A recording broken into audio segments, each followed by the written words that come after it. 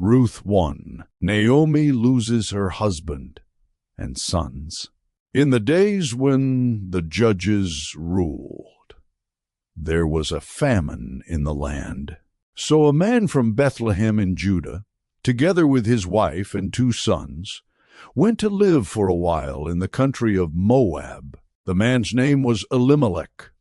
His wife's name was Naomi, and the names of his 2 sons were Mahlon and Chilion. They were Ephrathites from Bethlehem, Judah, and they went to Moab and lived there. Now Elimelech, Naomi's husband, died, and she was left with her 2 sons. They married Moabite women, one named Orpah and the other Ruth. After they had lived there about 10 years, both Mahlon and Chilion also died, and Naomi was left without her 2 sons and her husband. Naomi and Ruth returned to Bethlehem.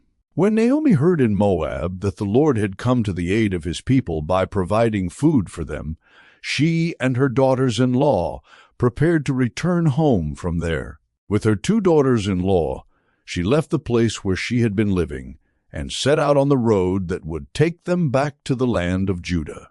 Then Naomi said to her 2 daughters-in-law, "Go back, each of you, to your mother's home. May the Lord show you kindness, as you have shown kindness to your dead husbands and to me. May the Lord grant that each of you will find rest in the home of another husband." Then she kissed them goodbye, and they wept aloud and said to her, "We will go back with you to your people." But Naomi said, "Return home, my daughters. Why would you come with me? Am I going to have any more sons who could become your husbands? Return home, my daughters. I am too old to have another husband, even if I thought there was still hope. For me, even if I had a husband tonight, and then gave birth to sons, would you wait until they grew up? Would you remain unmarried for them? No, my daughters, it is more bitter for me than for you, because the Lord's hand has turned against me." At this they wept aloud again. Then Orpah kissed her mother-in-law goodbye, but Ruth clung to her.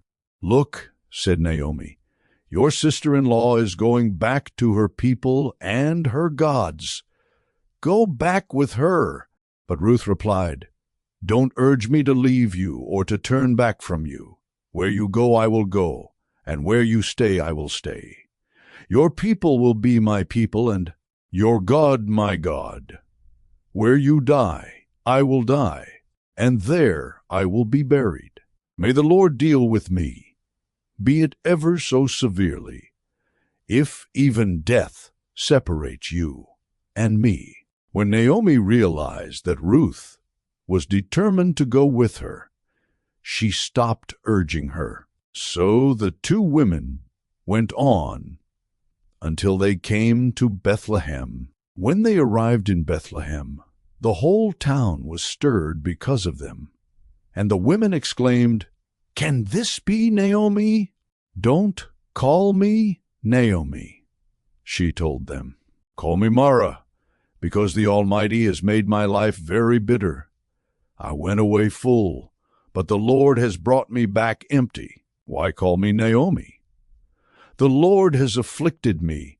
The Almighty has brought misfortune upon me." So Naomi returned from Moab, accompanied by Ruth the Moabite, her daughter-in-law, arriving in Bethlehem as the barley harvest was beginning.